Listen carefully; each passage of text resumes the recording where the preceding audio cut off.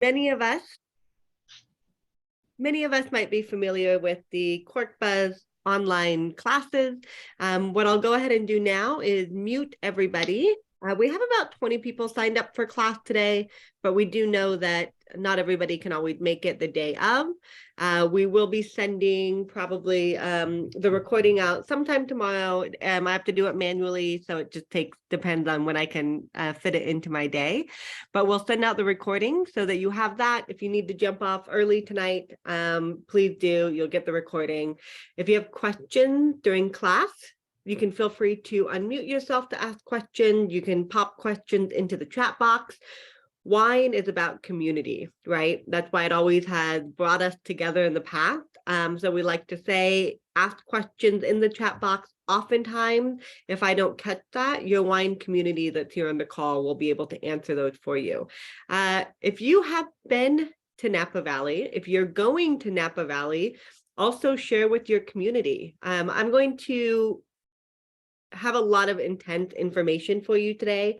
And the point of the information is not to internalize all of it at this moment, but the concept is more to have it, to understand, to build your idea and your palette for the Napa Valley wine that you really love, and what producers are the most classic, the most iconic. So we do have a pretty in-depth presentation for you tonight. The reason for that is because I will send a follow-up with these slides.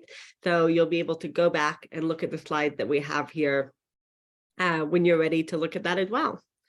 So ask questions of your community. If you've been to Napa, please feel free to share where you've been, your favorite vineyards or wineries that you visited.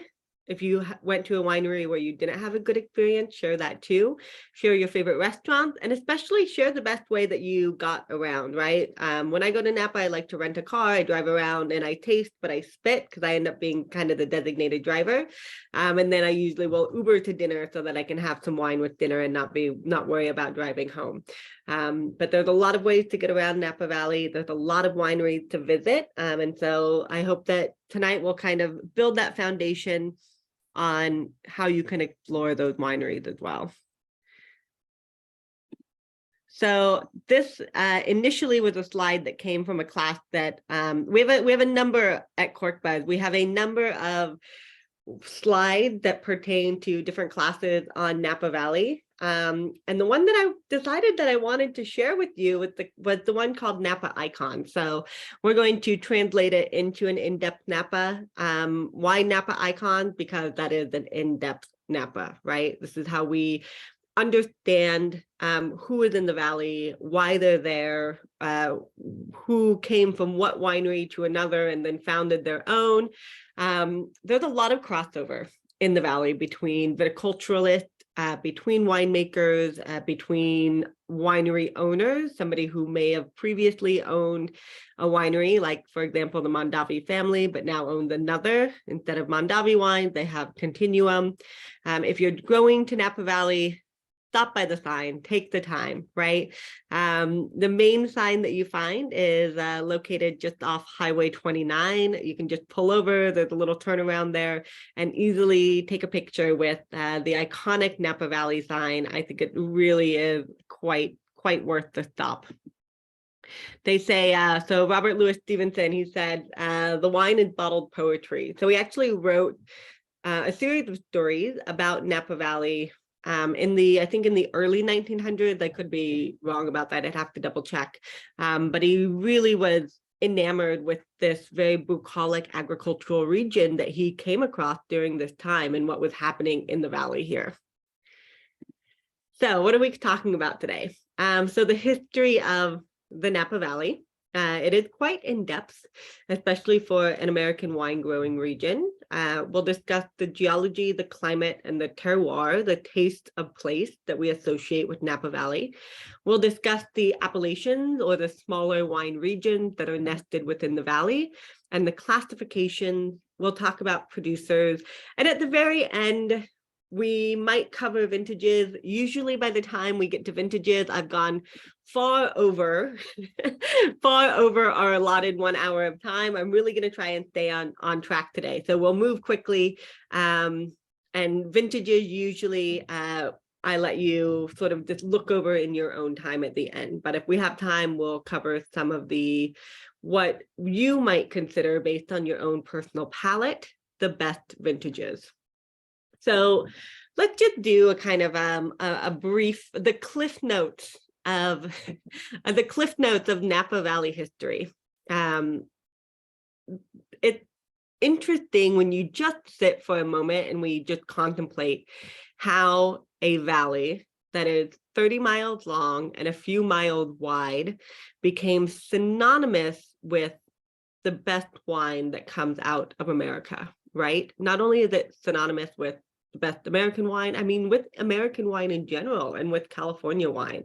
Ask anybody to name the first American wine region that comes to their mind. It's probably Napa. The most prestigious, it's probably Napa. If anybody thinks about California, they think about Napa Valley. That association is so strong. But how did that association get there, right? So in the 1770s, Vitis vinifera, which is the European grapevine that we associate with most varieties that are planted in California today. So that would be your Riesling, your Sauvignon Blanc, your Cabernet Sauvignon, your Pinot Noir, your Chardonnay, and so forth. Vitis vinifera arrives from Spain. During this time, California is under Spanish control. The production of wine during this time is really controlled by the Spanish missionaries, the Franciscan orders that are spreading from Mexico, Central America, up the coast of what would eventually become the United States as well. In the 1820s, Mexico takes over, annexes California, and it's under their jurisdiction. During this time, a lot of sort of similar to what we see in Europe, right? A lot of previously, all of the wine, more or less, had been made by the missionaries that are in this region. So they're making grapes a lot from the mission grape, which you might have heard of. The mission grape is the same grape as what we call Pais in Chile. It's known as Criolla Chica in Argentina. But initially, it was picked up in the Canary Islands, a grape called Listan Prieto, as the Spanish settlers were coming from Spain, stopping in the Canary Islands as their last stop on the way to what they would call the New World, right? Central and South America. So they were growing this grape, this mission grape, along with others. Mission grape today, if you spend a lot of time in California or you follow kind of the new cool, hip California winemakers, which we'll talk about, you might see producers like Pax in Sonoma, Patrick Cappiello with, at the moment I forget the name, Monte Rio Cellars.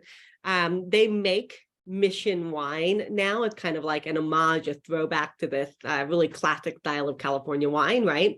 Anyway, so you might see that. I digress a bit. In the 1820s, California becomes under the jurisdiction of Mexico. Prior to this, most of the wine was being produced by the missionaries at the mission. The Mexican general, the government, takes a lot of these vines and they turn them over to the general populace. A lot of this general populace was the generals for the Mexican army. Why is this important? Because General Vallejo awarded 12,000 acres to a former employee, George Yount. Now, George Yount's name is enshrined in the town of Yountville in Napa Valley. This is important. This is 12,000 acres. This is almost the entire southern half of the Napa Valley, to put this in perspective. In 1839, George Yount is the first American settler to plant grapevines in the valley. So he's the first to plant grapevines. I've never been able to find out if he actually started a winery or made wine. He might have just sold them. They might not have even been for commercial sale or commercial wine production, but he is known for planting the very first vine. In 1846 to 1848, we see the Mexican-American War and California is ceded to the United States. During the same period, we see the gold rush really begin to take hold. And the gold rush creates a giant boom on the west coast of the United States and the environs of San Francisco. So we're seeing this huge rush of people hoping to strike it rich, prospectors, settlers, soldiers, and everything that needs to come with a burgeoning populace, right? So we like to say, I'm from, Washington State. We always like to say there in Seattle that it was all seamstresses that come to these boom towns. So people who were seamstresses, people who called themselves seamstresses or might have had other professions, but also hotels, restaurants, bars, and the infrastructure that you need to support this burgeoning city and burgeoning economy, right? So we see this huge boom in population post 1847 and post the gold rush, but not everybody strikes it rich, unfortunately. So a lot of the settlers, the prospectors who have come to California during this time end up staying in California. They may not be able to afford to go back to the East Coast or to maybe Europe where they've come from if they haven't struck it rich, right? So one of these settlers was Charles Krug, who was a German immigrant, and he found the very first commercial winery in St. Helena. You might have also heard of a gentleman named Agustin Haraski, who founded Buena Vista in Sonoma, one of the very first Sonoma wineries. Charles Krug borrowed a apple cider press from Agustin Haraski to found his first commercial winery. So keep this, if you're not familiar with the name Charles Krug, keep it in mind because it's still important. So he found the very first commercial winery in 1861. A wave of wineries followed that are many of still important today. Inglenook, still a winery today. Fisher, today known as Mayacamas. Beringer, they make millions of cases of wine, right? Schramberg, very well known for their sparkling wine. So in the 1860s to 1870s, there are several very iconic Napa Valley wineries that are founded during this time. By the 1880s, more than 140 vineyards exist, and there are 15,000 acres under vine, just in Napa Valley alone. However, we've been seeing sort of a decline by the 1890s in terms of the population, in terms of the economy. This makes sense. We had the fallout of the kind of boomtown era, right? The couple of decades where we had all of these people moving to the region, and that boom is kind of gone. So we have a lot of people that are leaving the environs of San Francisco around this time. And we also see something come to California that's been devastating the vineyards of Europe, and that's called phylloxera. Phylloxera is a small root louse. It's invisible to the naked eye. You can see it under a microscope, but essentially it kind of eats away at the roots of the vine and then leaves the vine susceptible to other diseases or inclement weather that will eventually kill it. So phylloxera is an American grapevine disease that comes from the US, but the kind of general American grapevines that we think of, things like Concord or Catawba, which are US grapevines, they were not susceptible to phylloxera because over time they had evolved with this root louse. What happened was we were trying to bring the European grapevine to the US. We were planting them. Phylloxera originated on the East Coast. So it took a long time for phylloxera to traverse the mountain ranges of the US and make it all the way to the West Coast where we had European grapevine planted. But essentially in the 1860s, we had taken some vines from the East Coast of the US to France, where phylloxera had entered France, and it really decimated a lot of the vineyard within France during this time. Also places like Germany, Spain, Italy as well. We say that something like 2/3 of France's vineyards were lost during the time of the last 3 decades of the 1800s. Now, by the time phylloxera made its way to the west coast of the US, where it wasn't originally found, it was only on the East Coast, we had these European grapevine planted, but we'd already found a solution to phylloxera by this time. We found this, it actually was found in the middle of the US in Missouri by a scientist that realized that you could take the European grapevine arm and you could graft it onto the trunk of the American grapevine, and therefore the roots would not be susceptible to phylloxera, but you'd still have the higher quality European grape that would be growing off of those vines. So we already had this technology discovered, this solution discovered by the 1890s when phylloxera came to California, but we'd already seen such a decline in the economy and winemaking during this time that after phylloxera devastated these vineyards and took the vines down to about 3,000 acres from 1,500 acres, we didn't really have a lot of money for replanting. So, and then what happened, right? So 1890, phylloxera very few vineyards are planted. The early first decade, first 15 years of the 1900s, we see World War One. And we also begin to see these waves of prohibition during this time. So we're familiar with the concept of the nationwide prohibition that was enacted between 1920 and 1933. But you may not be aware that even prior to this time, there was this very sweeping temperance movement across the US. And there were waves of local, citywide, countywide, and statewide prohibition, even leading up to the national prohibition of the 1920s. So this was devastating for what was left of the California wine industry. There was really only a few of the kind of Napa Sonoma wineries that even made it through prohibition. They essentially made wine for the altar, right? For taking the body of Christ. But there were a few places in California, Napa was one of them, but not quite as much, that were able to actually get through prohibition by growing and shipping grapes. So we didn't lose all of these vineyards during this time. During prohibition, essentially every family was allowed to produce 200 liters of grape juice at home, as long as it was non-intoxicating grape juice for home consumption. And so this meant that in California, we were growing grapes during this time that shipped really well because they were going all the way across the US. So to the East Coast, places like Chicago, places like the Midwest, Michigan, and we were growing grapes that looked really pretty in magazines because that's what people were looking at, like, oh, open my magazine and look, do I want to do Zinfandel or Carignan? What are we going to have today to make my wine at home, right? So essentially you would pick your grape, you would buy them, they would be shipped via train car to your home, wherever you were in the US, and you would have something on your box of grape that said something like, warning, do not mix yeast with the sugar-rich grape juice or alcohol will result. Maybe it wasn't a warning, maybe it was a little bit more of a recipe for home winemaking. So some areas in California really actually increased their planting of grape varieties during this time. Now, you might be like, Amber, some areas in California, what does that have to do with Napa? This is what this has to do with Napa. So in Lodi, which was one of the areas where the grape plantings actually increased during Prohibition, there was a family whose last name was Mondavi.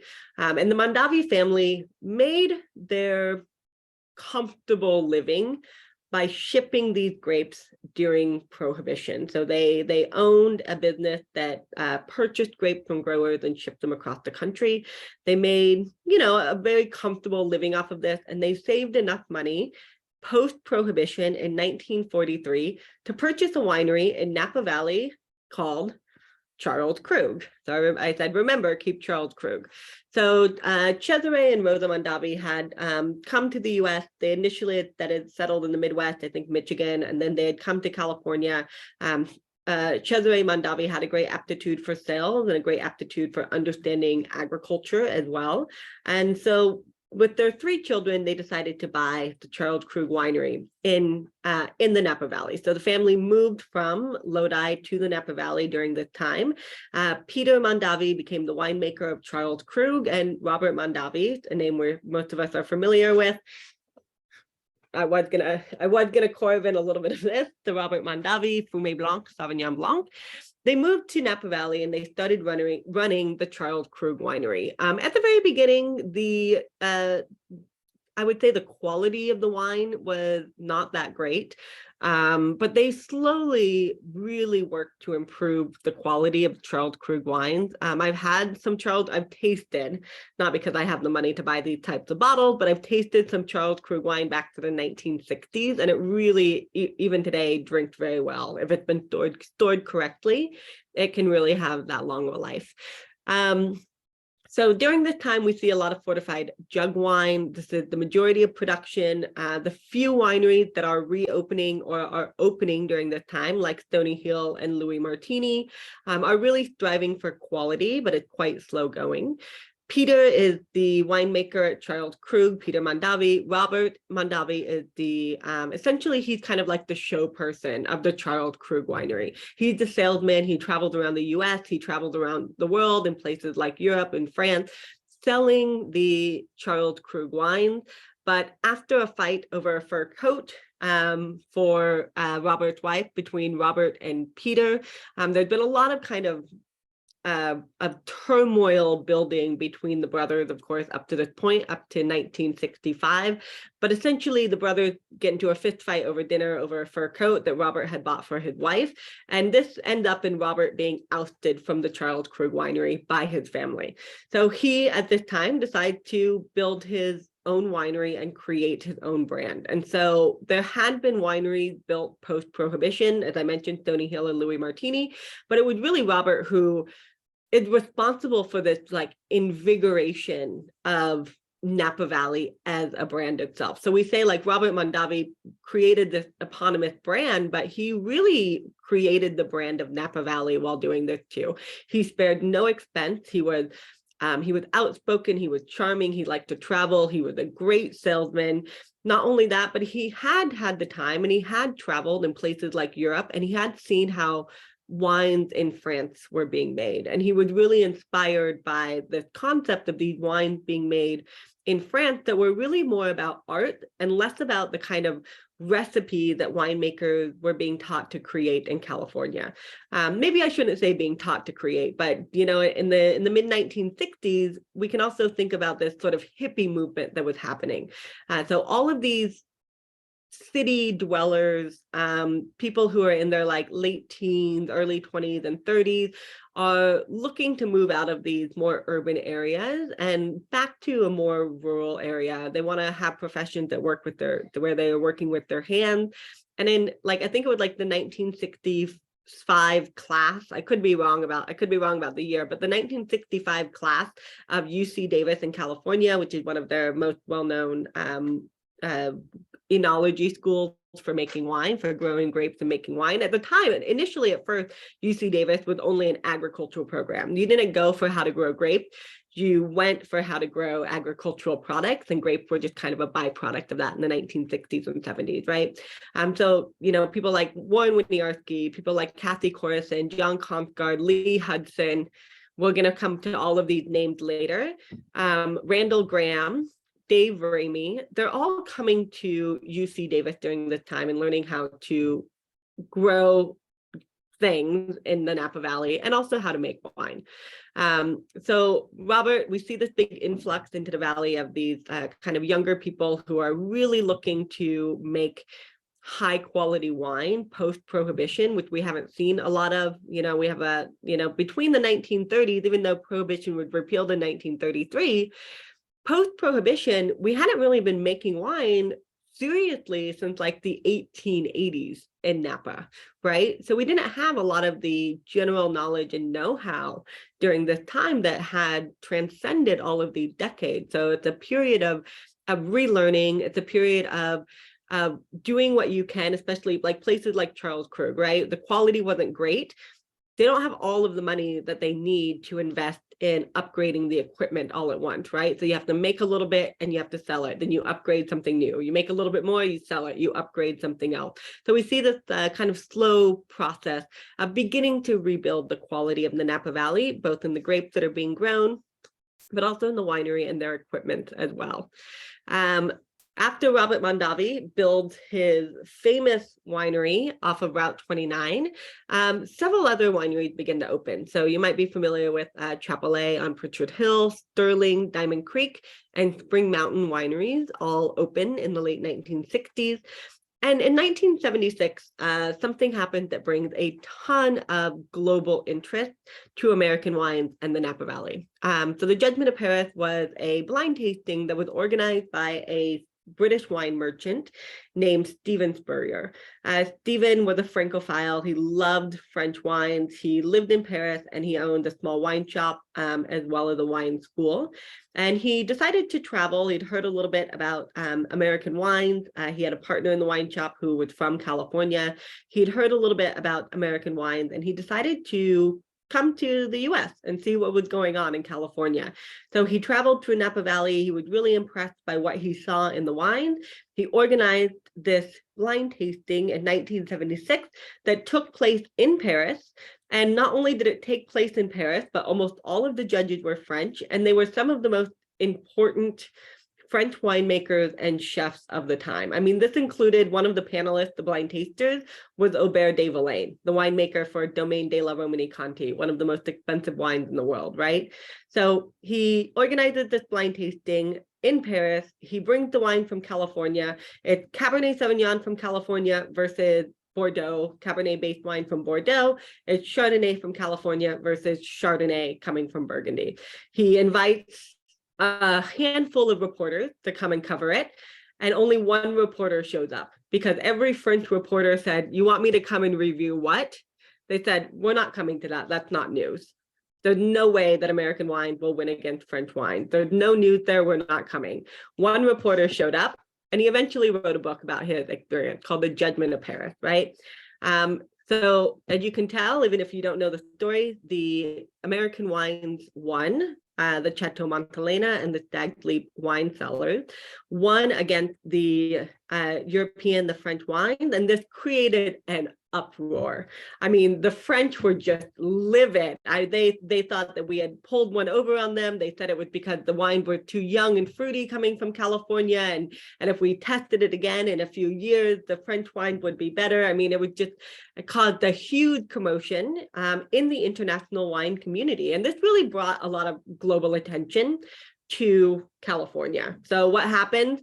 Everybody wants a piece. We see a lot of international investments that happen during this time. I mean, if you go to Napa Valley, this is one of the few places, I mean, aside from of course, New York is this way too, but, you have multimillionaires that commingle and hang out with agriculturalists, right? Who work for, $35,000, $40,000 a year. I mean, if even.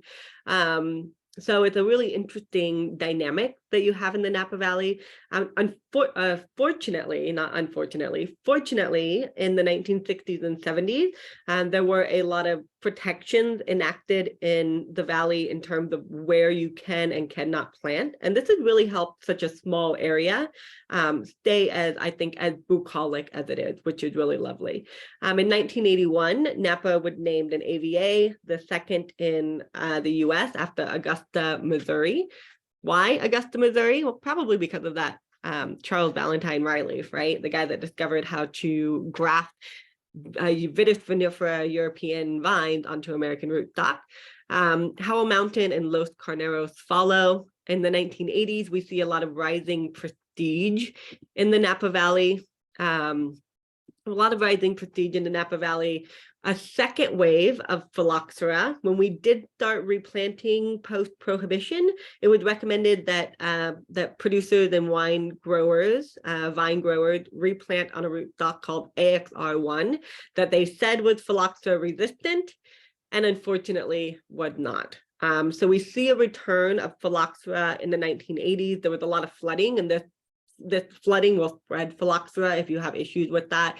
But we also see the rise of a couple of publications. And these publications are really important in the 1980s because we have a burgeoning interest from European consumers in wine. It's like the 70s and 80s were kind of like a white wine consumer in the US when we eventually started drinking white Zinfandel because that was really cool. And it took a long time for American consumers to really get into the concept of red wine. But as Americans were becoming more interested in wine, but we didn't know a lot about it. We didn't grow up in somewhere like France or Italy or Spain, where you have the proximity of understanding wine law appellation or maybe different grapes and how they taste or smell, right? So here we have this Robert Parker. He's a lawyer who's really into wine. He has the money to afford wine, but he also has the language to be able to tell people about it. And he starts assigning in his new magazine, The Wine Advocate, scores of 100 points to wine. Now, this is something that was really advantageous for the consumer to be able to understand. And a lot of people really flocked towards these publications. The Wine Enthusiast followed The Wine Advocate that awarded these scores to wine. And it's something that's so important today. I think most people that are really in the wine community, especially sommeliers, we don't really follow point scores. But I think it's, for the average consumer, it really matters, and it matters because it tells you that somebody thought this was a good wine.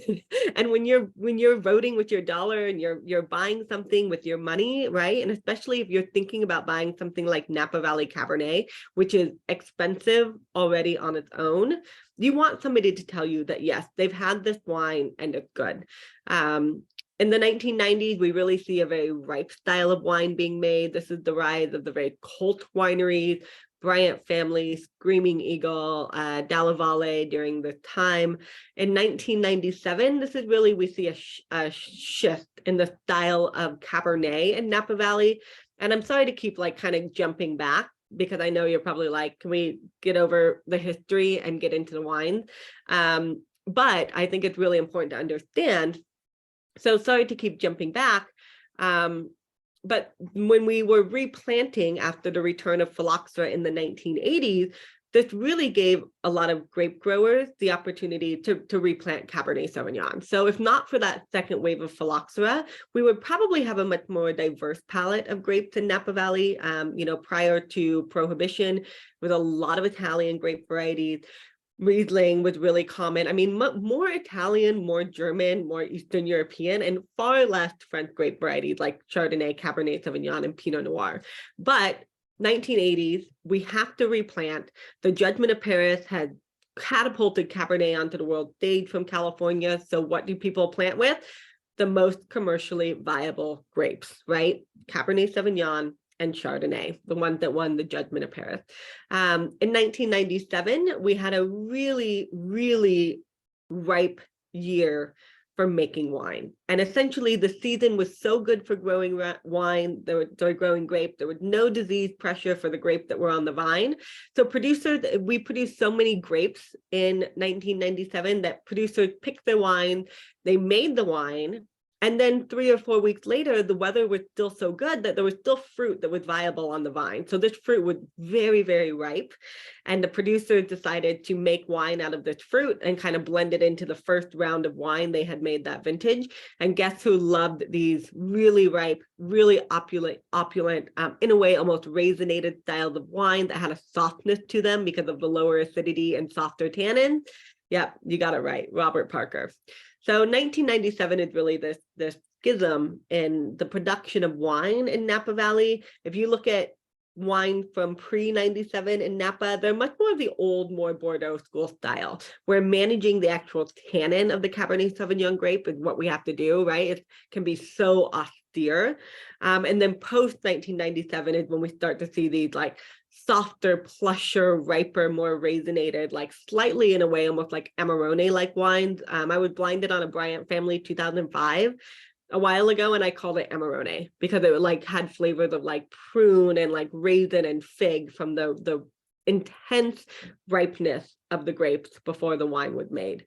Now, we've kind of seen that style pull back a little bit, especially post the 2008 housing market crash. The aughts were a major time of opulence, both in the fullness, the palate of the wine, also in the price of the wine. We've really seen that start to come back. And since the 2010s or so, we've really kind of seen the new California wine take hold. So in all of California, but also in Napa Valley, where we're really in the pursuit more of the balance of the wine and not necessarily how opulent it is. These really, really ripe styles of wine also don't age as well as the wines that are a little bit more austere when they first are released. I like to think of it as almost like building a house. It's like you build like a really fast to build an inexpensive house, and like it looks really good, but then after like you've lived in that apartment or that house for a little while, you realize like the bathroom door is a little bit crooked and you can hear through all the walls, and like the paint starting to chip, and like one of the handles has fallen off on the kitchen cabinet. Maybe I'm making this analogy because I've lived in too many New York apartments, but I think you get the gist of it, right?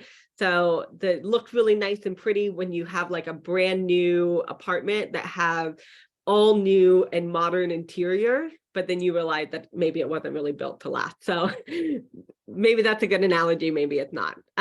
So just a quick list, the Judgment of Paris, 1976. These were the wines that won: Chateau Montelena, Stag's Leap Wine Cellars, SLV, both from the 1973 vintage. You can go to the American Smithsonian Museum, the I think it's called the American History Museum. I can't remember the exact. Rick would probably know. The American History Museum, that's the Smithsonian one, and they actually have American history is right, Amber. Yeah. And they actually have one of each of these bottles on site that you can view, because this was such an iconic part of American history. All right. I hope everybody's with me here. Okay, so the US quality system. Why is this important? Because it helps us understand what is being stated on the label and how we can better understand what's in the bottle because of that. So we call the US quality system the American Viticultural Area. This is an indication of geographical origin. So in somewhere like Europe, we also have an appellation system, but if you label your wine with a place in Europe, Sancerre is a great example. If it's white, it can only be Sauvignon Blanc. So those are the rules of that geographical origin that you put on your label. In the US, the laws are much more relaxed. The only thing that if you put a geographical indication or a place, so the geographical indication in this case would be Napa Valley. That means 85% of the grapes that you put in your wine have to come from that stated AVA, right? So Napa Valley in this case. 95% must be from the stated vintage. And we don't have a vintage on here, but for example, this 2016 Robert Mondavi.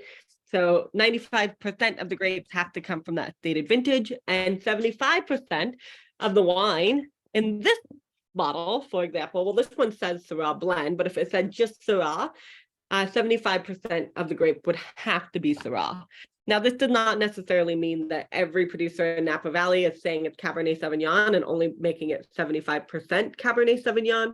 This really just gives the producer a little bit of leeway, right? A little bit of flexibility in making their wine, especially in a year like 2020, where with just a disaster for winemaking in California, right? So you might want to make only 75% of your grape from or 85% from Napa, and you might want to blend some in from somewhere else in the state that wasn't affected by fires, right? So this is really a little bit of insurance for the winemaker. It doesn't mean that every winemaker is only doing these minimums, but they are the minimums required by law. So by law, 75% of the wine in the grapes in this bottle is Cabernet Sauvignon. So if we understand the varietal character of Cabernet, it's a small berry with a thick skin. It tends to be blue and black and purple fruited. It has a very intense tannic structure to it, that more drying sensation that you get. And Cabernet is also quite acidic as well, especially in cooler climates like Bordeaux, but even in Napa. This is what allows us to grow these grapes in a warmer Mediterranean climate and still have a freshness to them, right? Now, depending on when you pick your grapes, depends on how acidic it will be. If it's picked when it's less ripe, it'll have more acidity and less ripe fruit flavors. If you pick your grape when it's more ripe, it's going to have riper, more prune, more raisin flavors, right? And lower acidity. What else will it have? Eventually more alcohol, right? More sugar in the grape, more alcohol in the resulting wine. Larger AVAs can be subdivided into smaller AVAs. So North Coast is a large AVA that covers Sonoma, Napa, Mendocino, and others, for example. So a producer like Pax is another good example, Monte Rio, which I mentioned before. They will, Arno Roberts is another good example. They might blend their wine from several different of these smaller AVAs like Napa and Sonoma together and call it a larger North Coast AVA. Another reason that some of these really small producers might choose to go with a larger geographical AVA is because a lot of them don't own vineyards. And this is really common in California and Napa. If they don't own vineyards, it means that not every year are their vineyard sources the same. So labeling their wine with an overall more generic appellation like the North Coast allows them more flexibility year to year buying their grapes. Inside of the North Coast AVA, you have a smaller AVA like the Napa Valley, right? They have a really fun Napa Valley map here. So you can see the valley really, even though it says valley, it also includes the mountain ranges on either side. So you have the valley floor. Sorry, I have this upside down. So you have the valley floor, right, which you can see here with the Napa River that's bisecting it. You have two main roads that traverse the valley from north to south. They run more or less parallel to each other. You have the Highway 29 on the the western side, and the Silverado Trail on the eastern side. And then you also have these mountain appellations, right? So you could be North Coast would be all of Napa, also Mendocino up here, Sonoma over here, closer to the coast. Napa Valley is coming from anywhere, but then you might also have a smaller nested AVA, which means all of the grape would come from this small AVA here on the valley floor of Rutherford. You might also see a single vineyard listed on a bottle of wine. That means 85% of the grapes come from that particular vineyard. And so here you can see Trailside Vineyard in Rutherford is the example that we have. So they're giving you a lot of information here, right? You can expect more of the impact of terroir when you see a smaller nested AVA and a vineyard on a label. So grape and Cabernet Sauvignon, it comes from the smaller area of Rutherford in Napa Valley from a single vineyard called Trailside. We label all of our wines by variety, the grape itself, and place, but there are no real requirements for what needs to be planted. So what I mean by that is, can you grow Nebbiolo in Napa? Definitely.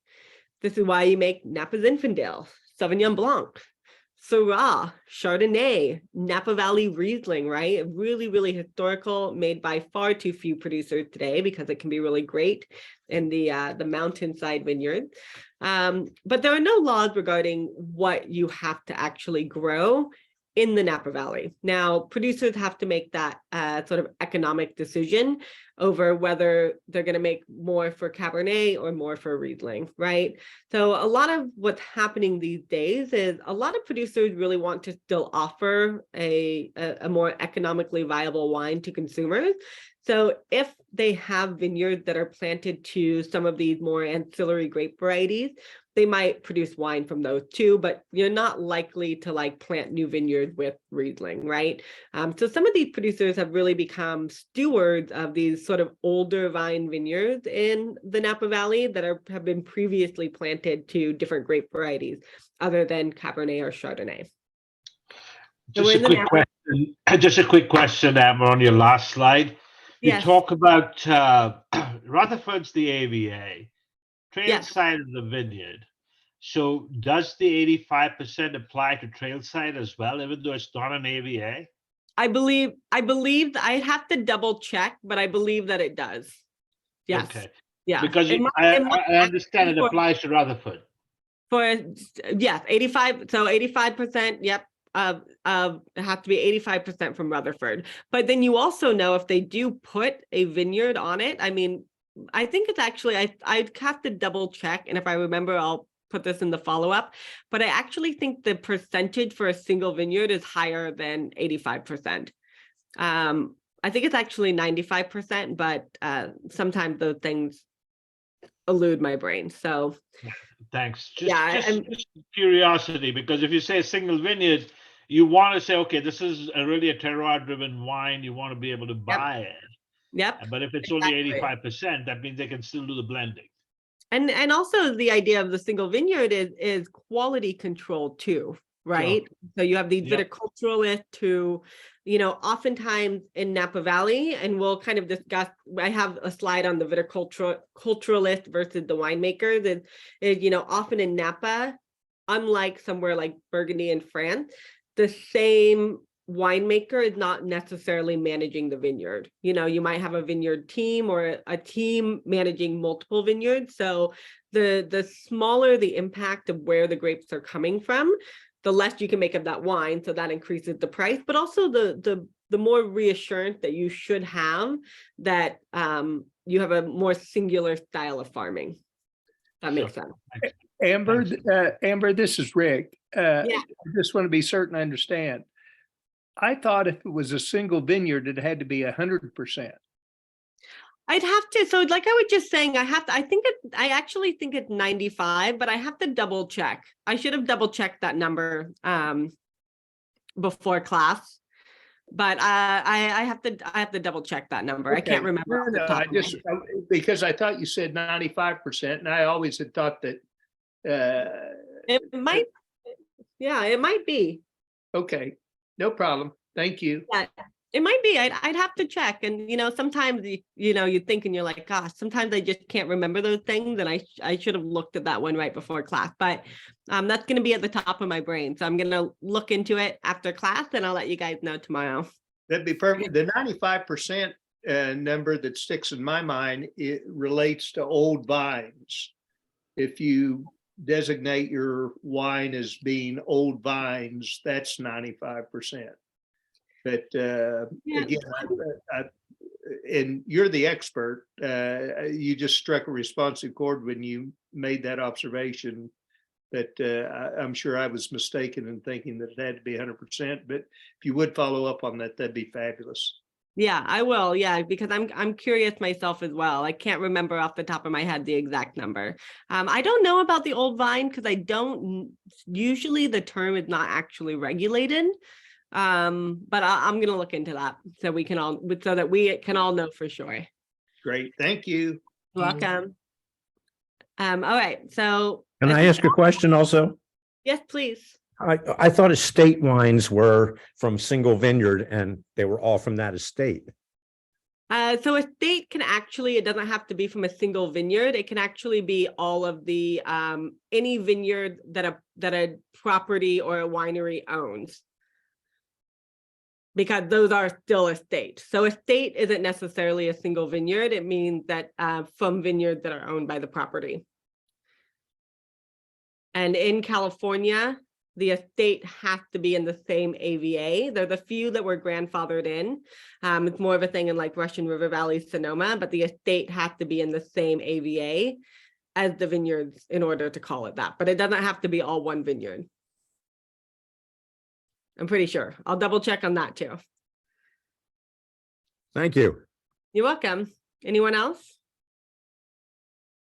Okay. Well, when you think of questions, ask, because these are always great questions, so we can make sure we have the right information. And like, I'll be honest, like sometimes in these classes, I think back later and I'm like, why did I say that? That wasn't right. You know, like you're just going and then like your mind just for a moment, like the things don't connect. So it does happen. So please do ask questions and we'll make sure you get the right information.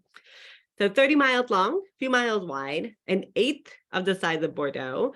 So California, so Napa Valley is only represents 4% of California's vineyards, but a whopping out of that 4% of the actual surface area of wine that we make in the vineyard, 25% of the total revenue from California. There are 475 wineries with more than 1,000 wine brands. So as we were kind of mentioning with the properties versus the winemakers versus the vineyards, is many of the wine brands do not own their own wine or own their own vineyards, or their own physical wineries. So that means that there's a lot of custom crush facilities. Something else that's really common in Napa Valley is that we see producers who start their own personal brands while working for other wineries. It's also common that many of these wineries in the Napa Valley are owned by a family who doesn't make the wine. They hire a winemaker to come in and make the wine for them. So we'll talk about a few of those. We have two mountain ranges on either side, the Mayacamas to the west. This receives the morning sun, and the Vaca Mountain to the east, it receives the afternoon sun. The Vaca Mountain to the east tend to be much drier. The valley floor in the center is quite fertile. The style of fruit that comes from the valley floor tend to be more plush, more fruit forward. The tannins tend to be softer, as well as the acidity a little bit softer and lower. And the mountain fruit, I think this map is fun. Make sure I have it the right side up this time. So the valley floor, more plush, softer fruit. I think this is more of what a lot of people consider when they first start drinking Napa Valley wines. They're more accessible, usually price-wise. And then the mountain fruit comes from these mountain ridges on either side, the Vaca and the Mayacamas Mountain. The mountain fruit is more austere in terms of its structure. It has higher acidity, it has higher tannin structure to it, more ageability, and the fruit tends to be a little bit darker, darker fruited, smaller berried in terms of its character, and a little bit more herbal, I would say, as well. So these are generalizations. There's always going to be, you know, some mountain producer like Viator that like blew up a mountainside to create terraces on it. But, you know, these are generalizations that can help us understand the Napa Valley. Overall, it is a Mediterranean climate. It's moderated by the San Pablo Bay and the Petaluma Gap, which allows cool air to kind of funnel in through the south. And the cooler part of the Napa Valley is the lower section, closer to the Petaluma Gap, and up to Calistoga is the warmest. So it's kind of reversed to what you normally think of in California, which is up north is cooler and south is warmer. The Napa Valley is actually reversed because of this cool wind that funnels in from the south.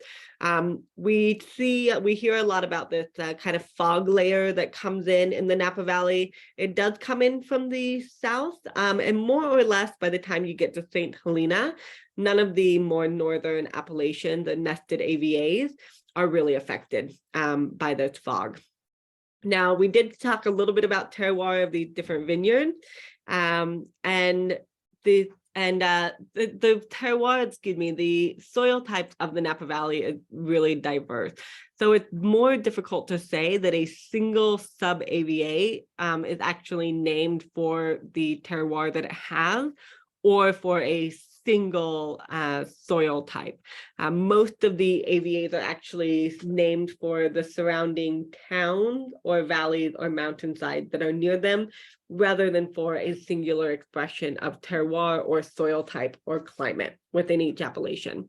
Just a list of these. So 1981, we had Napa Valley, followed by Carneros and Howell Mountain. Howell Mountain up here to the east, the Carneros down here, it actually straddles both the Napa Valley and Sonoma. So you can find Los Carneros and bottles of Sonoma wine, as well as Napa wine. Wild Horse Valley, Stag's Leap District is this very small one over here. You see Mount Veeder, this larger area, but very sparsely populated. Not a lot of wineries or vineyards up here on Mount Veeder, even though it's on the larger side. Atlas Peak on the eastern side of the valley. We have Rutherford right here in the, I think Rutherford right here. Yountville, Rutherford, Oakville. No, I had it backward. Yountville, Oakville, Rutherford. That's how we have it there. Spring Mountain District, St. Helena, pretty obvious right here. Diamond Mountain District. And then we have Coombsville over here in kind of the southeast area, and Calistoga in the north. This is Child Valley, and we will talk about Pritchard Hill, which is an unofficial AVA located just north of Lake Hennessy. So let's talk about a couple of these individual AVAs. We won't spend too long going through these, as I mentioned, so we're 6 minutes away from end time. We'll go a little bit over, but not too much, because I think that more of the value is in having these slides a little bit later on. So Los Carneros AVA, the most southern, it's the coolest AVA in Napa. Why does this matter? So that we understand that if we prefer the higher acid style of wine, we want to be in a cooler AVA. So you want to be in Carneros. Carneros is known for its Chardonnay, for its Pinot Noir. They also have Syrah, Albarino, coming from winemakers like John Consgard. It's a series of rolling hills. Los Carneros is Spanish for sheep, a reference to the kind of long agricultural history of raising livestock.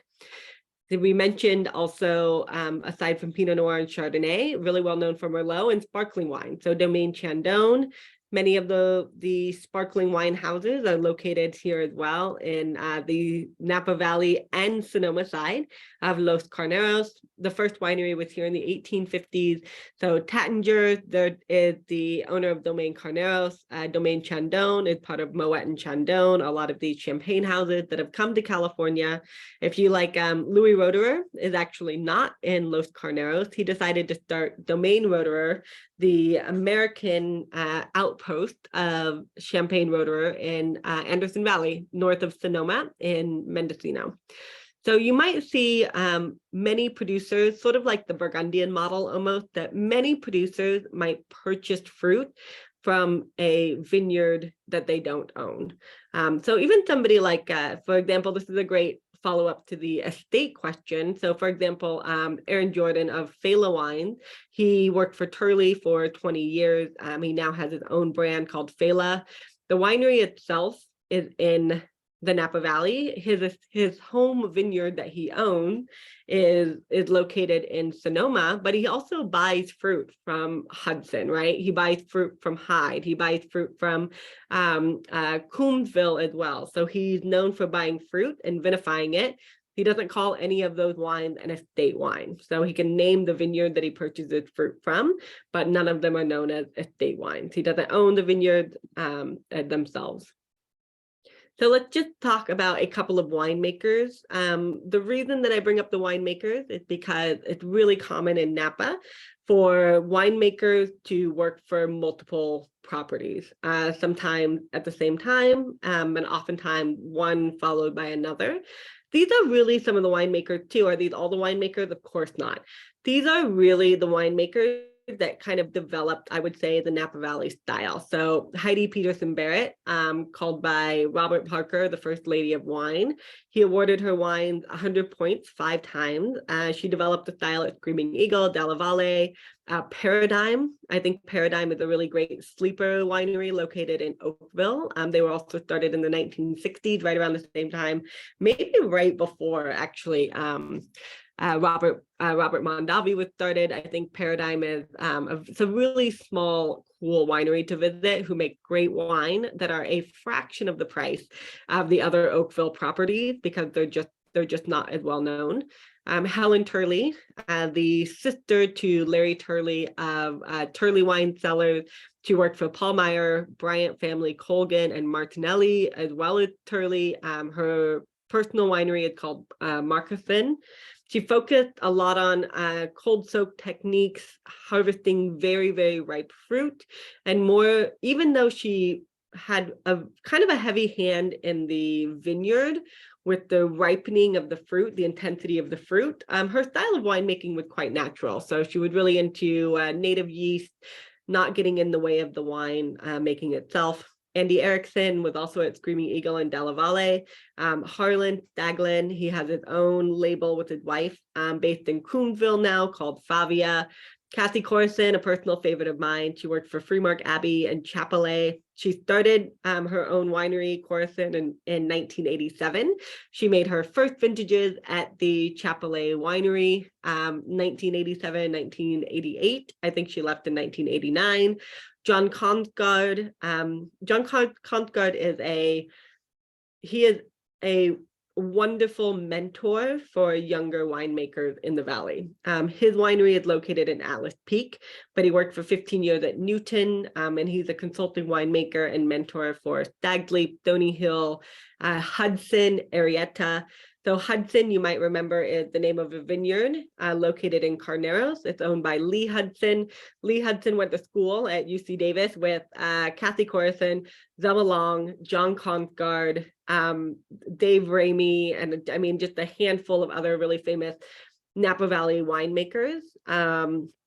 And so I always like to say, you know, the John Konsgaard wines, when he sources his like Syrah and Albarino from his best friend over here, Lee Hudson at the Hudson Ranch in Carneros, those wines, so it's an Albarino that sells for like $180, if not more, right? Like these wines are exorbitantly expensive, but he's also the consulting winemaker at Hudson. So not only do they have the vineyard, they also have their own winery that started within the last decade or so, but it hasn't been too long. Well, the style is a little bit like John Consgard because he is the consulting winemaker. So this is the opportunity. You can have Hudson Syrah at like, $50 versus Consgard Syrah at $200 or $300, it might even be. Zelma Long, she used to work at Robert Mondavi, Simi Chandon, and now works for Villafante, her South African project. And then you have the viticulturalists. So these are the people who really focus on the grape growing within the valley, and many of them manage teams for the top vineyards in the Napa Valley. So the most well-known is Andy Beckstoffer. He was very important for very early historic agreements on grape pricing. Why is this? Because the wines were selling for this much money, and the growers who are growing the grapes were getting this much money. So he really created these agreements where the growers would be getting a pay that was sort of based on the price that the wines were selling for, right? It seemed only fair, but it wasn't happening for a long time. Now, a lot of these producers, even if they're not growing the grapes themselves, they have contracts with the vineyard managers or the vineyard owners, the growers. A lot of times these growers who own these vineyards have been in their family for decades or sometimes even centuries in some places. So you have these contracts between the winemaker or the winery and the grower who manages the vineyard about how that winery wants the quality of the grape to be grown. So this could be they want it organic, they want it biodynamic, they want it dry farm, they want the yield to be this. So whatever is in whatever is possible for that year's vintage, that grape grower will kind of follow that. So he promoted really high quality vineyard practices, especially in Rutherford, where he owns a lot of vines, and he owned more than 3,600 acres in Northern California.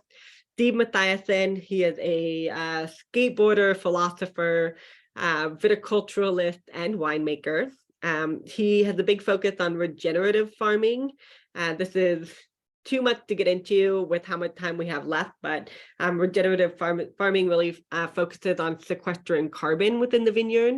He's very into the kind of agriculture in general. He and his wife Jill about how food is grown, how it nourishes the body.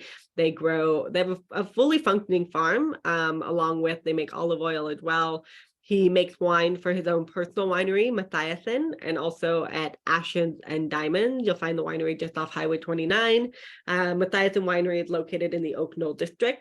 Oscar Venteria worked for Screaming Eagle, shortened there as Skriegel, Chandon, Della Valle, Trefethen, Camus, Duckhorn. I mean, the list just goes on, right? David Abreu as well, also has his own wines now. He used to work for Arajo Estate, Daglin, Screaming Eagle. So you can see how these producers have sort of moved around the valley and created their style. Mount Veeder, located on the western side in the Mayacamas, mountain by the bay. It's the coolest mountain AVA due to its proximity to the San Pablo Bay, the longest growing season in Napa, the lowest yield, and it's really quite remote. There's not a lot of wineries up here. Hand harvesting is necessary. It's very rugged. The steeps are sloped. A lot of the slopes are protected in Napa for plantings, meaning if there weren't vines there already, that when this was enacted, you cannot plant vines there. This helped protect the valley against erosion. Very unique soil within the region. Mayacamas Vineyards is the highest at 2,400 feet. And it's the least developed, as I mentioned. The most important producers you see in the area are Mayacamas, established in the 1800s as Fisher Winery, Lagier-Meredith. Lagier-Meredith is a collaboration between Carol Meredith and Steve Lagier, husband and wife team. Carol Meredith is the grape geneticist who was the first to understand the relationship between California and Zinfandel. So for a long time, people thought that Zinfandel was California's only native grape. And she was the one who was actually able to discern that it came from Croatia. And she had been the grape geneticist that is essentially the reason that we know that, for example, Cabernet Sauvignon is the offspring of Cabernet Franc and Sauvignon Blanc is because of her. So she does have a special relationship with Zinfandel in the Napa Valley because of this. She calls it Tribodrag, which is sort of the most ancient Croatian name for the grape variety where it comes from. But we see Syrah, Chardonnay, Zinfandel, Bordeaux varieties grown in Mount Veeder. Mayacamas, Lagier-Meredith, other notable vineyards, Abel, Hess, Mayacamas, Guy, and Skaggs are all here in Mount Veeder as well. Stag Leap District. This is always a fun one to talk about. So the very small AVA that we saw located on the eastern side of the valley, I would say the Stag Leap District actually has one of the most notable, kind of more homogeneous terroirs out of all of the sub-AVAs of Napa, because it is tucked away in the eastern portion. It had these ancient landslides from the Vacas that created these knolls that you can see here. And these kind of like these knolls, these deposited hills that have sort of taken place, lead to a really unique microclimate within the area. It heats up quite quickly, but it also cools down, and it kind of helps funnel some of the cooler air through the region. Before it was even known as the Stag Leap District, Bernard Portel, the son of a famous viticulturalist enologist who worked for Chateau Latour, was tasked with coming to the Napa Valley and discovering if there were any great places to plant grapes. And he said there wasn't. He said the Napa Valley is way too hot. We can't grow Bordeaux grape varieties here. We can't make wines like Bordeaux. It's just too warm. But apparently he was driving up the Silverado Trail, and his air conditioning in his car was broken. This is like the 60s or the 70s. And as he was driving through what would become the Stag Leap District, he noticed this rush of cooler air. So they decided to plant vines in the Stag Leap District AVA.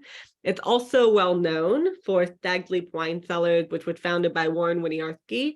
Warren Winiarski was the winemaker who won the Judgment of Paris in 1976 with his 1993 Stag Leap Wine Cellars SLV Cabernet Sauvignon. He was also previously a winemaker. He was actually the very first winemaker to work for Robert Mondavi. Something else that can be quite confusing is we have Stag Leap District. That's the name of an AVA. Stag Leap Wine Cellars. That's the winery that won the Judgment of Paris. It's not owned by the family anymore. We have, and then we have Stag Leap Winery. Now, between Warren Winiarski, his closest neighbor, and a couple of other plaintiffs, there were several very long, very drawn out litigations and trials based on who should be allowed to use the Stag Leap name. And this ended up with a really confusing set of commas for each of the producers or appellations. So Stag Leap District had no apostrophe. I guess I shouldn't have said commas, apostrophes. Stag Leap District, no apostrophe in the name. Stag Leap Wine Cellars, an apostrophe between the G and the S, and Stag Leap Winery, the apostrophe is after the S. So a little confusing, but kind of some fun Napa Valley trivia there as well. So we know Stag Leap Wine Cellars is the icon. Unfortunately, it was purchased in 2007 by Chateau Ste Michel and Antinori, and it's become a little bit of the kind of like softer, more modern, commercial, kind of oaky and fruity style of wine. Clos Duval was founded by Bernard Lafitte, not Latour, the son of Lafitte's technical director. It had much more of a French aesthetic. That style went out of fashion in the 1990s when people wanted the more bombastic, riper, opulent styles. One of my favorite wineries here, Robert Sinsky Vineyards.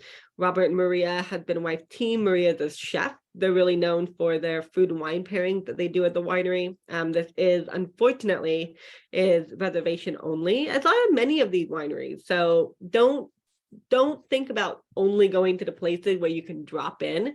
Go to the reservation only wineries. You'll probably have a much more intimate experience. Schaefer's here, Pine Ridge, founded in 1978. Newer vintages are a little bit more soft and forward, but if you see some of the older 90s, 80s vintages, they're really kind of the very classic, like 70s and 80s Napa Valley style.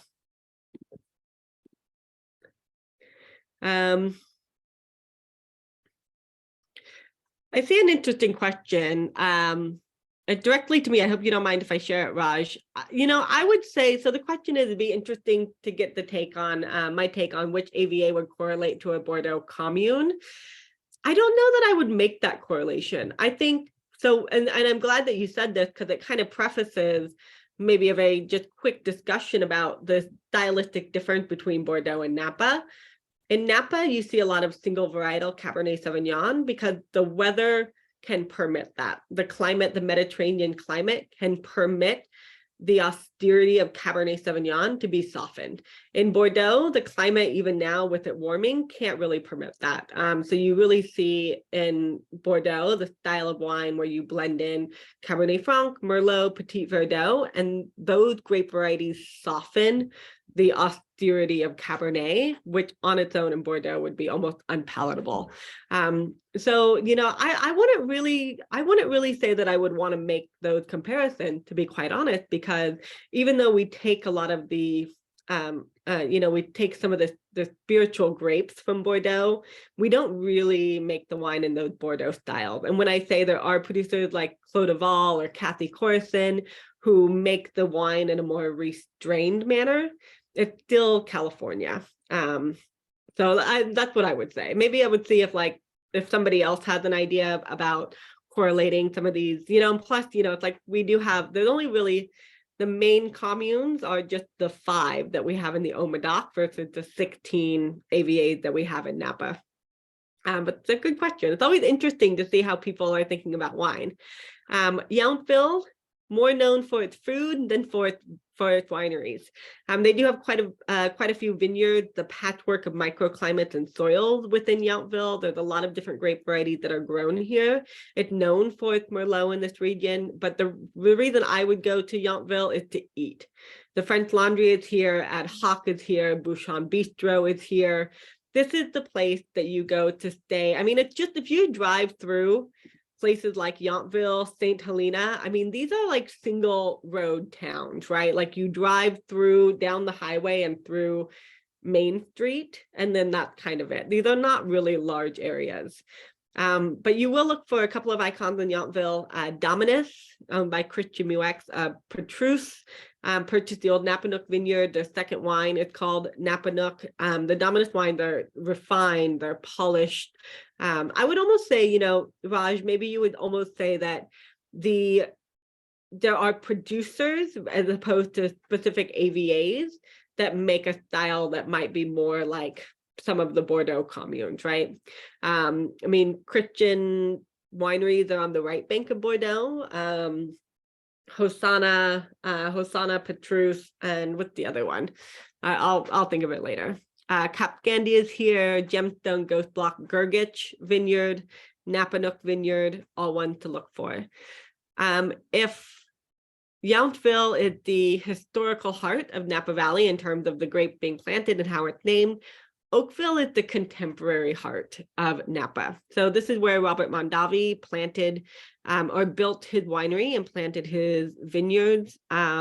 Oakville today is known for a lot of powerhouse producers. Opus One is here. Opus One was the collaboration between Baron de Rothschild, Mouton Rothschild, essentially in Bordeaux, in Pauillac, and Robert Mondavi of California. It was the very first Robert Mondavi's collaborations. This one took place in California, but he's had collaborations in other places like Chile and France as well. Joseph Phelps, a really classic producer based out of here. And a lot of the cult Cabernets of the 90s especially saw grape that came from Oakville. So Screaming Eagle, Harlan, Rudd, Silver Oak. Silver Oak makes a ton of wine, and Silver Oak was one of the first to make wine in a little bit more of an approachable style with that like softer, more plush, ripe kind of candied fruit and the softer tannic structure. They make a lot of wine, Silver Oak. That's why you see it everywhere. The production is huge. Tocolone Vineyard, one of the most important of the valley, is located here. Founded by H.W. Crabb in 1868. And Martin Stelling sold part to Beaulieu Vineyards in 1943, known as the Beckstoffer Tocolone today. That's some of the most sought after and most important fruit that you find within the Napa Valley. In 1962, it was sold to Charles Krug. In 1965, Robert Mondavi purchased the remaining 12 acres. So still a little bit of that family dynamic between the Krug, Charles Krug, the Mondavi family winery, and Robert Mondavi. It's been a while since I've read this, but this is a really great book called The House of Mondavi, The Rise and Fall of an American Wine Dynasty. And it's a really fun trip into the history of Napa Valley. So if those were things that interested you, you should read this. Robert Mondavi is not owned by the family anymore. They went public in the early 2000s, and the winery was sold out from under them to Constellation Brands in 2004. Screaming Eagle is located here, purchased by John Phillips in 1986. They have a second wine called Second Flight, which is a lot cheaper. Screaming Eagle usually sells for, depending on where you go, you're going to say $2,000, $3,000, $4,000, $5,000 on a wine list. This is the same owner that owns Bonneau du Martray in Burgundy as well. Bonneau du Martray is the winery that's known for producing only, and the only winery that makes only Grand Cru Burgundy. Dalla Rudd is here, one of our favorites, founded by Leslie Rudd, run by his daughter Samantha now. Leslie also founded Press Restaurant. They have one of the deepest Napa Valley lists of anywhere in the country, and also in the valley itself. Silver Oak, making that more approachable style, 100,000 cases a year. Opus One, that collaboration, Farniente and Nickel, and just a handful, as you can see here, of vineyards that are important within the valley or within the Oakville AVA.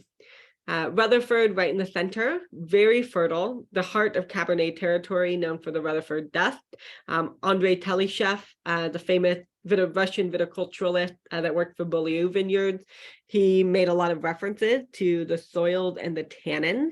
It's an elevated bed of well-draining, more gravelly alluvial deposits, so you do see a little bit of a singular terroir, although it's raised between the hillside, the fans, and the flatland.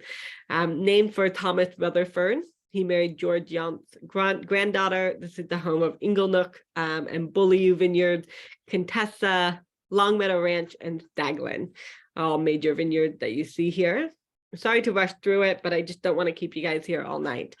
Who are some other Rutherford icons? Harlan Estate, Contessa, Staglin, Frog's Leap, one of my favorites.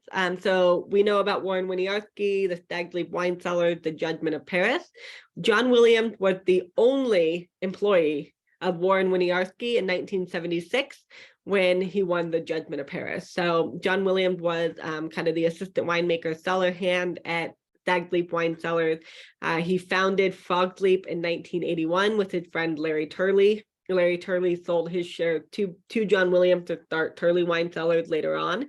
But Frog's Leap, it's kind of a play on Stag's Leap Wine Cellars. So it's like a little bit of an inside joke that John Williams named his winery Frog's Leap. Longmeadow Ranch is here, a polyculture farm with lots of different agricultural products, as well as livestock, chicken, cows, sheep, all of that good stuff. Ted Hall was actually who's the owner of Longmeadow Ranch, was the main board member that handled the turnover of the Mondavi winery to Constellation Brands in 2004.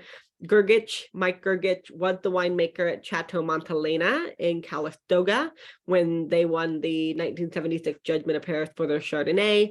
Cakebread, the older Cakebread wines are phenomenal, especially from the 1980s. Today they make 150,000 cases a year. Camus, owned by the Wagners, they make not so much of the Napa Valley, not so much of the Camus wine, but they own a lot of wine brands within both Napa and Oregon. St. Helena, here's Kathy Corison. She's our absolute favorite, probably our favorite winemaker in terms of both personality and the style of wine that she makes. St. Helena is a complicated appellation, but her vineyard in St. Helena, her home vineyard is Kronos, is very important. It was planted on St. George rootstock, so it's older vine. She never had to replant because it wasn't replanted on AXR1. It is known for its very powerful and elegant style. Beringer is also located here, as well as the original Charles Krug winery. Kathy was the winemaker at Chappellet on Pritchard Hill when she started making her Corison wines. And she has always never made the really big opulent style. I wouldn't say that she makes wine like Bordeaux, but it's more of a reserved style than you find for a lot of Napa wines. And especially, she's not dialing back her style. She's always made the same style of wine. She knows what kind of wine she likes, and she knows what she likes to make. She knows what she does well. And she has a very small production. So 250 cases that she makes per year.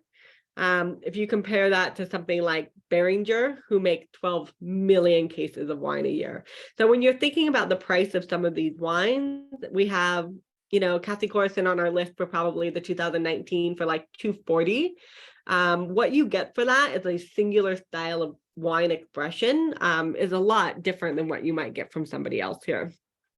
Heights, one of the most iconic of the old Napa producers.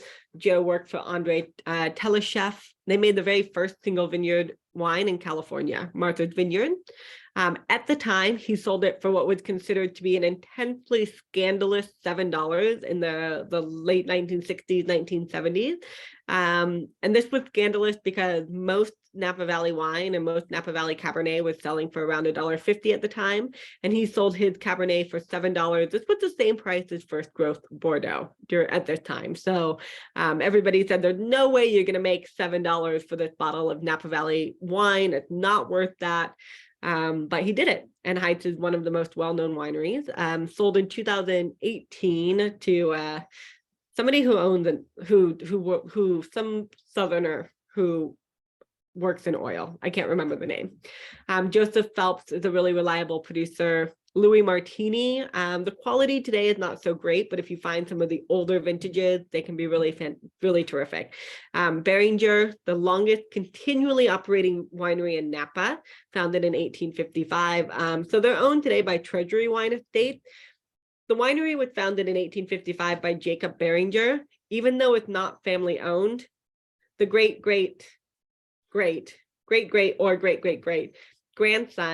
of Jacob, Mark Beringer, is the winemaker today. Now their top brand, their Beringer Reserve, it does not make 12 million cases, but overall the company itself makes a staggering amount of wine, 12 million cases. Howell Mountain, Randy Dunn, another favorite of ours. Howell Mountain is an AVA where you have to be above 14,000 feet or below 2,200 feet, 1,400 and 2,200 between that. Otherwise, you cannot call your wine Howell Mountain. If you're below this or between St. Helena, you can only label your wine as Napa Valley. You can't label it as either St. Helena or Howell Mountain. It's marked by the atmospheric inversion level at the upper layer, the fog line. The daytime temps are much cooler than the valley floor, and it's sort of an elevated plateau. Randy Dunn is the winemaker that really is known for his wines up here, intensely small production, but also you see like Cederman Zinfandel coming from Turley. It's coming from Howell Mountain as well.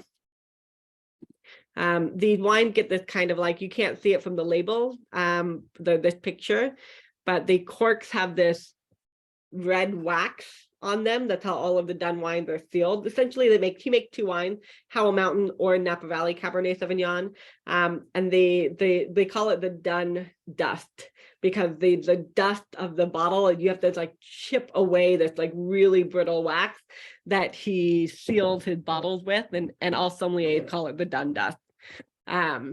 Because it just makes a mess when you're chipping it away.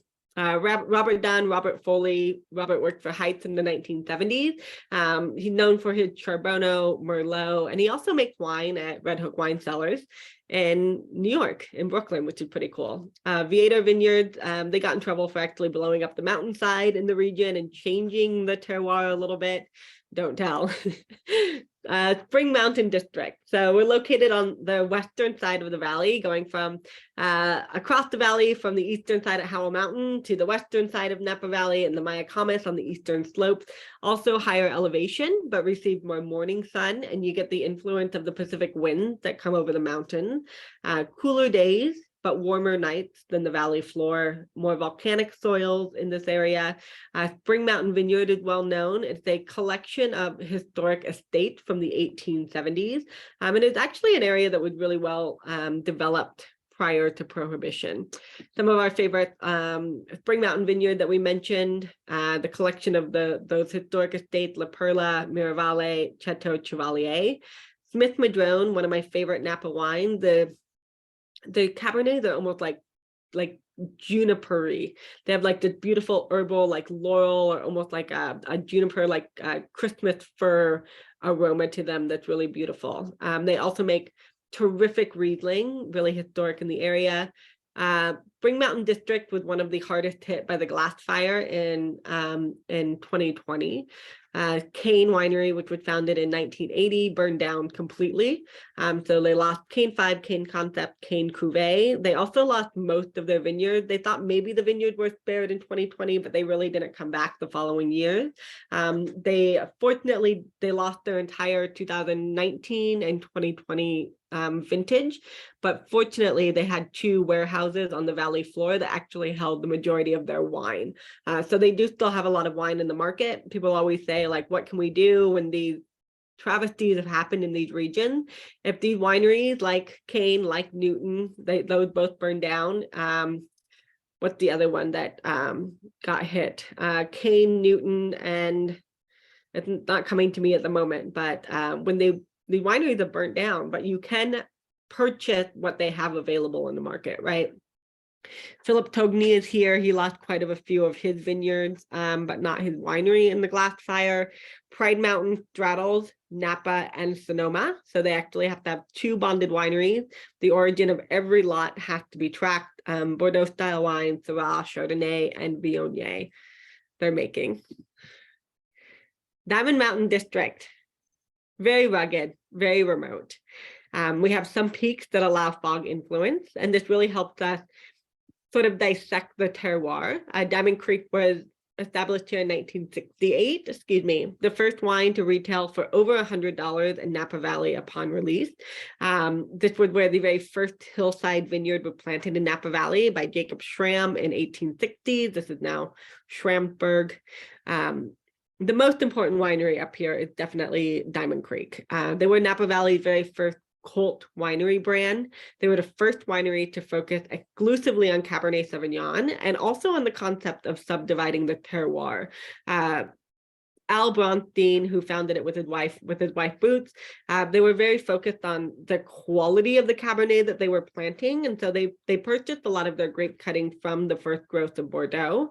They planted on St. George rootstock in 1968 rather than the soon-to-be fabled AXR1 rootstock. They have a lot of tannic structure.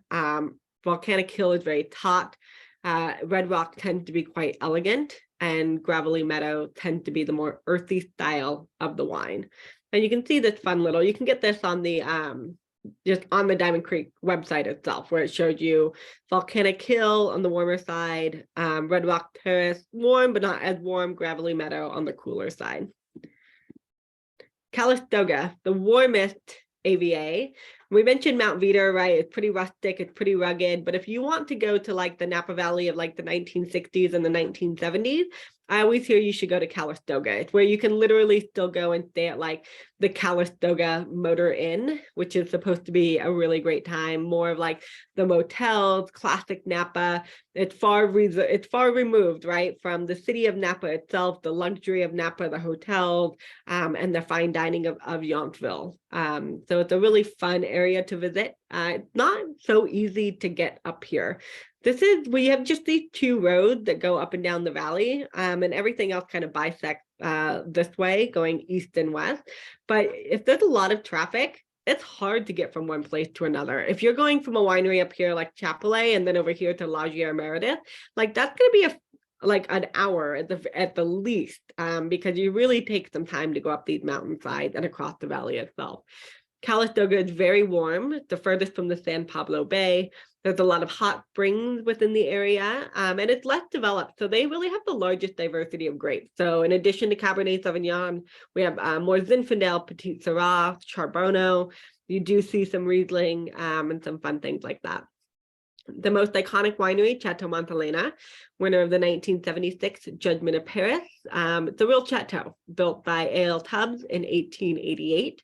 It was purchased by Jim Barrett. His first vintage was in 1972, and Mike Gergich was the winemaker during this time. If you have not had enough Napa, if an hour and a half of talking about Napa Valley had not been enough and you want another hour and a half tonight, you can go watch the movie Bottle Shock. It's got Alan Rickman in it and Chris Pine. It's just a really not completely historically accurate account of the Judgment of Paris, but a really fun movie to watch. I really enjoy it. I've seen it several times. If you want more, you can read the book, the Judgment of Paris. I've heard that there's also a movie actually coming out done by like the Psalm TV guys about the Judgment of Paris. Maybe it is out, but I haven't seen it. Larkmead is here. Dan Petrosky recently retired from Larkmead to focus on his own brand, Matthiasson wines. They were one of the 4 big producers post-Prohibition. Really started working on quality in 1987. The wines are very fine and silky. Islay Vineyard is here. For a long time, it was known as Arajo Islay Vineyard. Arajo sold to Francois Pinault of Chateau Latour in 2013. The wine still said Arajo until about, I want to say probably like 2016, 17, somewhere around there. Now they're simply listed as Islay Vineyard. That's the name of the wine itself. But you should know that Francois Pinault is the owner. So the same owner as Chateau Latour in Bordeaux in France. Schrader's here, La Hota, many notable vineyards that you see within the area. This is the very last one, I swear.